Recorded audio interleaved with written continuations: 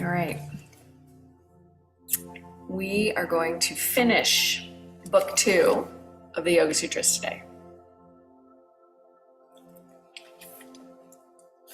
So we're actually going to cover 2 sutras, 54 and 55. They're pretty tightly knit together, so if you haven't read ahead, you'll be fine. So let's start with 254. The translation from Swami Satchidananda says, when the senses withdraw themselves from the objects and imitate, as it were, the nature of the mind stuff, that is pratyahara.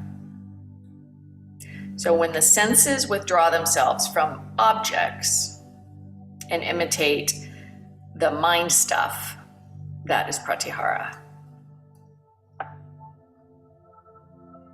Actually, not the mind stuff, the nature of the mind stuff. So your mind in its true nature is what pratyahara is. And then the second one says, this is 255, then follows supreme mastery over the senses. So if you can withdraw from the outer stimulation of your senses and draw it inward to your true nature, you can get supreme mastery over your senses. So the first example that he used is actually a reference to the Bhagavad Gita. And he uses kind of the most famous part at the very beginning of the Bhagavad Gita, when Arjuna says to Krishna, he says, I don't think I can do this. Like, asking me to go to battle against my own family, my cousins, my friends, my neighbors, it's too much. And Krishna says, I'll be with you. I'll guide you. And what Krishna has to guide him and convince him is that his perception of what's going on from the outside is not how things really are. And that drawing our senses inward will get us a better sense of what is than purely what we get through our eyes, our sense of touch, our nose, our mouth. So he goes on to say in this translation,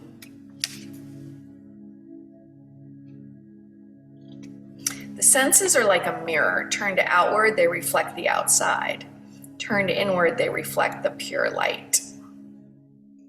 By themselves, the senses are innocent, but when allowed to turn outside, they attract everything and transfer those messages to the mind, making it restless. So the simple way that we do this in yoga practice is drishti. So we're setting our gaze on one spot instead of looking around and being distracted by what's around us. The focus on the breath and pranayama draws both our mind to the breath and the act of breathing, but also the sound of the breath that we make in Ujjayi pranayama helps to draw our attention inward. And then even the physical poses that we do, being able to sense into the physicality of the practice and pay attention to what we're doing draws our sense of touch into the present moment. Right, and an example for me of this is, sometimes I come to class and I'm not feeling well. And really it's kind of occupying my mind. I've got a headache, I'm this, that, or the other. And then halfway into practice, I've completely forgotten. And usually it's just from the act of putting my attention on something else. Right, so if I'm laying in bed thinking about the fact that I have a headache versus focusing on my breath and setting a drishti and feeling into the rest of my body, I'll have a different experience of the moment. So there's a caution at the end of this description. He says, This is also from the Yoga Gita. He's quoting the Bhagavad Gita. He says, yoga is not for the person who eats a lot or for one who starves. Yoga is not for the person who sleeps too much or for one who is always keeping vigil. We shouldn't go to extremes, but we should have limitations.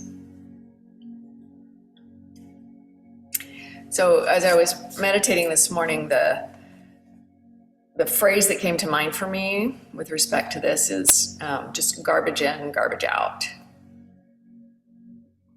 And right now we're doing the clean program at the studio, which is an experiment in how toxins affect us, whether it's coming through food or through household products, or even, I would dare say, media. So if we're watching horror flicks, we might have nightmares. If we're listening to music that's violent, we might have that residue in our mind. If we're eating food that's highly processed and filled with chemicals that are designed to addict us, we'll probably want more of that.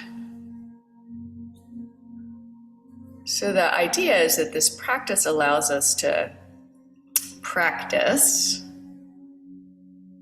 how we manage the stimulation of the world.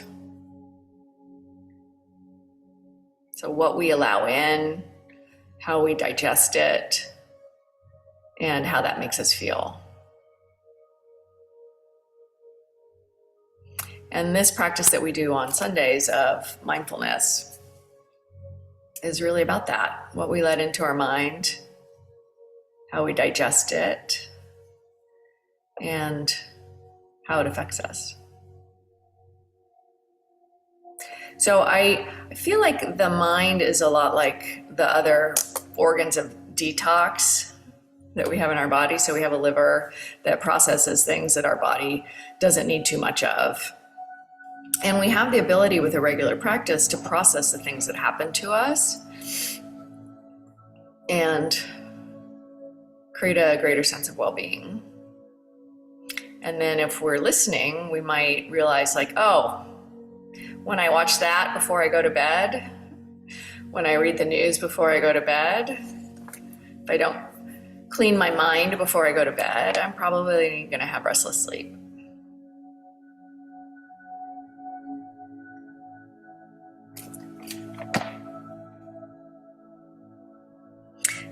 And the other thing that I'd like to just recall is that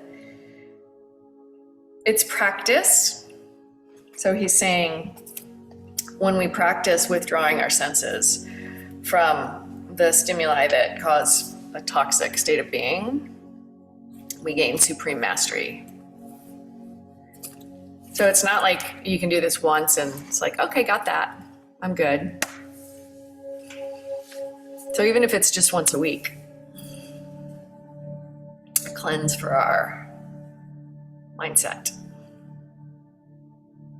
So we're gonna practice attention, and I'll guide us.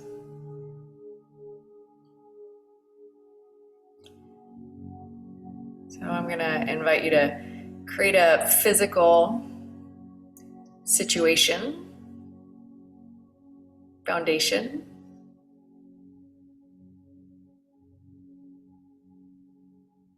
Something that won't disturb you too much physically. So sitting in lotus posture might look good, but it probably won't bring a sense of ease. It'll overstimulate your hips and your knees.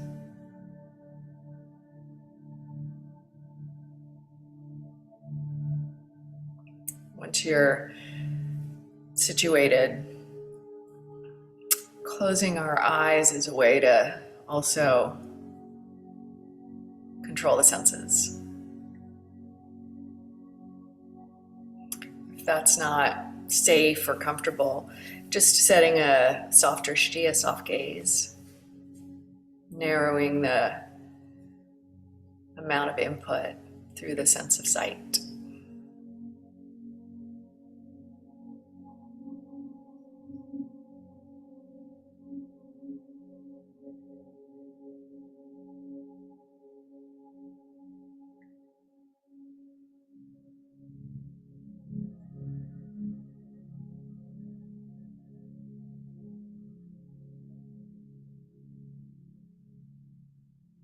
Sense into your physical posture.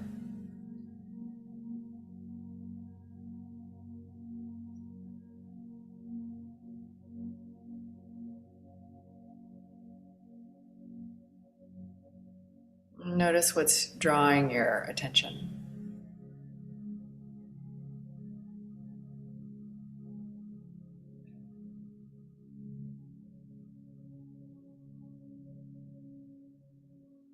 Often the thing that draws in our attention is pain, discomfort. If you're experiencing that, shift your attention to a neutral place in your body. Just scan, find a place that feels okay.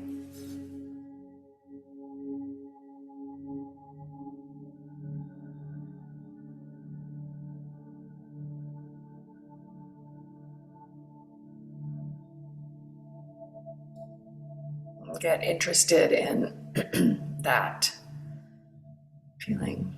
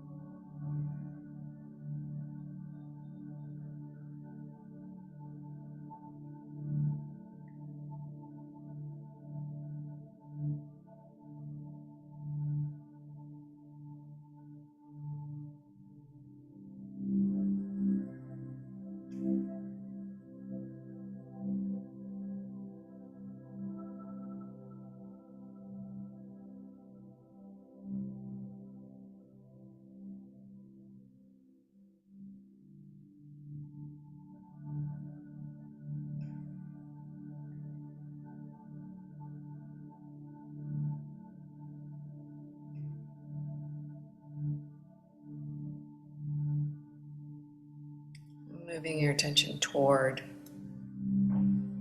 the feeling from a place of curiosity. What's here?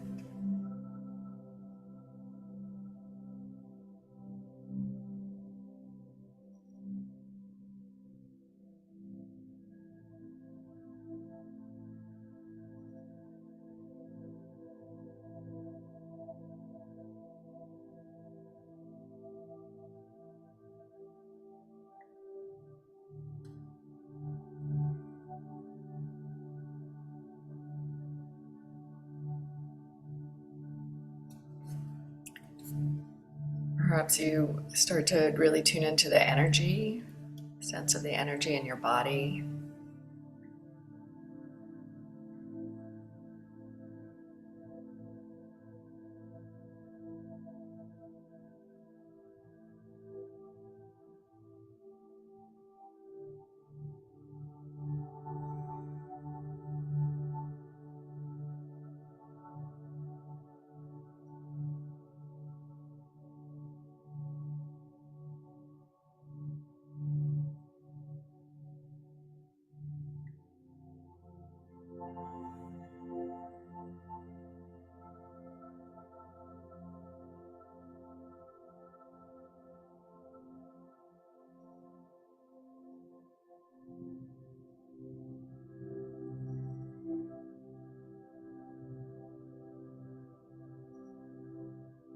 If your attention is narrow in one location, one spot,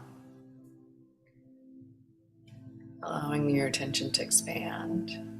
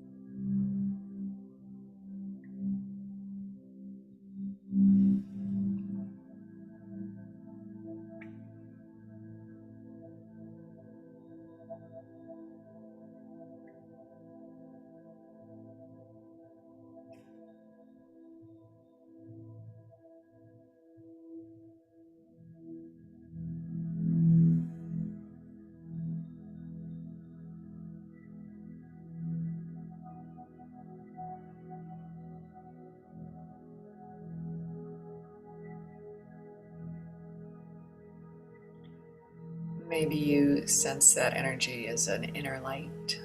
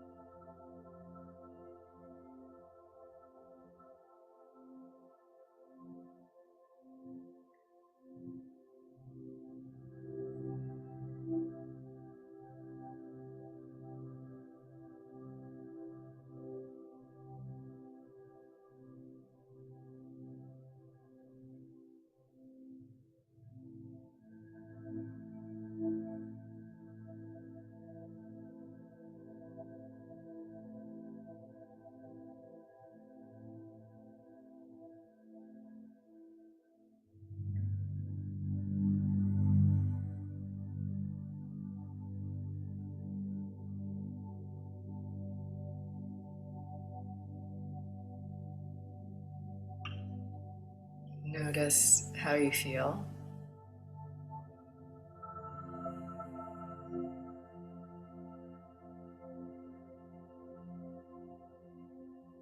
And take a deeper breath, noticing how that feels.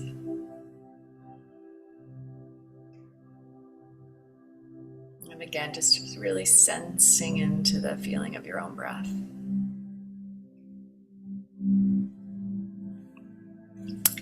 When you're ready, you can open your eyes and let in some things. Insights? Questions? Comments?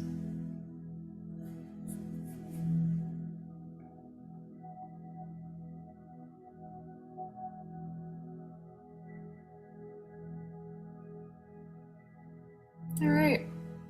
Well, I hope you have a lovely day, feeding yourself all of the good things in moderation. I'll see you guys next week. Thank you. So welcome. Thanks, Kate. Bye, Bye, everybody. Bye, Paula.